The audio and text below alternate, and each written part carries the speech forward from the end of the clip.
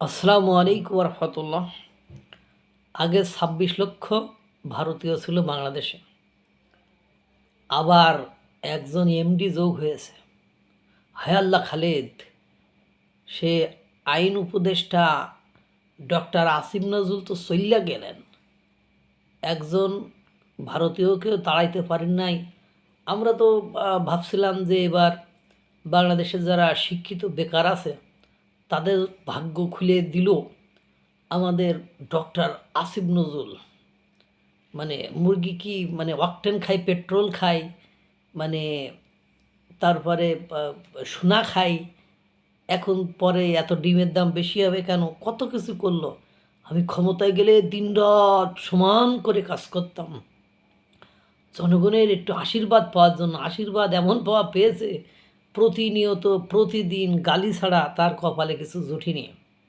আর ভারত বিরোধিতা করতে যে এক এক সময় আজগুবি গাঁজাখুরি গল্প সাজিয়েছিল ডক্টর আসিফ নজরুল, অধ্যাপক অব ঢাকা ইউনিভার্সিটি। যাই হোক, এখন এই আসিফ নজরুল তো চলে গেলেন, আমাদের সেই ২৬ লক্ষ ভারতীয় পাঠায় দিয়ে বাংলাদেশে ২৬ লক্ষ নিয়োগ না দিয়ে এখন আবার আর একটা নিউজ সামনে চলে আসছে। বাগেরহাটের মানে বাংলাদেশের বাগেরহাটের রামপালে Bangladesh India friendship power company private লিমিটেডের BIFPCL ব্যবস্থাপনা পরিচালক এমডি মানে হিসাবে যোগ দিয়েছেন প্রকৌশলী রমানাথ পূজারী। এতে বিদ্যুৎ কেন্দ্রের সাবেক এমডি প্রকৌশলী সঙ্গীতা কৌশিকের স্থলাভিষিক্ত হয়েছেন তিনি।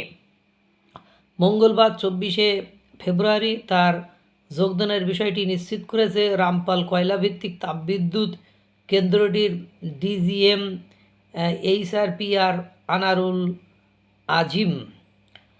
রামপাল বিদ্যুৎ কেন্দ্র কর্তৃপক্ষ জানায়, এই পদে যোগদানের আগে তিনি রামপাল মৈত্রী সুপার থার্মাল পাওয়ার প্রজেক্টরের প্রকল্প পরিচালক ও নির্বাহী পরিচালক হিসেবে এই কয়লাভিত্তিক তাপবিদ্যুৎ কেন্দ্রটির প্ল্যান্ট পরিচালনা, প্ল্যান্ট নির্ভরযোগ্যতা, প্ল্যান্টের দক্ষতা উন্নত করাসহ পরিবেশগত নিয়মাবলী পরিপালনের সম্পৃক্ত ছিলেন।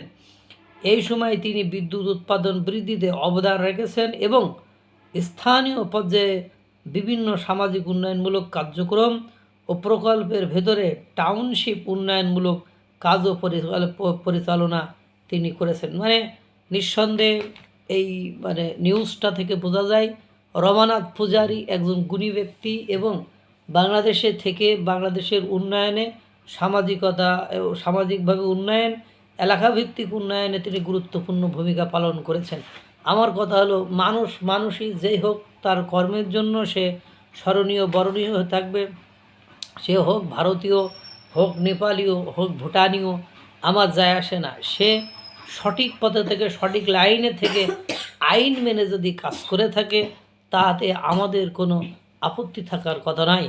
কিন্তু আমরা বড়ই হতভাগ্য একটা জাতি, আমরা রাজনীতি করার জন্য দেশের ভুভুক্ষ মানুষ, দেশের সাধারণ মানুষ তাদের কথা একবারও চিন্তা করি না। আমরা শুধু রাজনীতি করে ক্ষমতায় থাকব, কিভাবে থাকব, এটা নিয়েই সবসময় ব্যস্ত থাকি, যার কারণে আমাদের দেশের উন্নতির তো দূরের কথা, আমাদের দেশের ভাগ্য আকাশের আলো নিভু নিভু করে। আমাদের প্রতিবেশী রাষ্ট্র ভারত বিভিন্ন দিক থেকে দেখেন, যে জিনিসটাই বড়, যে জিনিসটাই আমাদের ফ্রুটফুল, যে জিনিসটাই আমাদের বাংলাদেশের জন্য উপকারী, তার কোনো না কোনো ফরম্যাটে আপনি দেখেন ভারত আমাদের সাথে সম্পৃক্ত আছে। ভারতের সহায়তায় ওইটা সম্ভব হয়েছে। আল্লাহ তাআলা সকলকে ভালো রাখুক, সুস্থ রাখুক। আসসালামু আলাইকুম ওয়া রাহমাতুল্লাহ।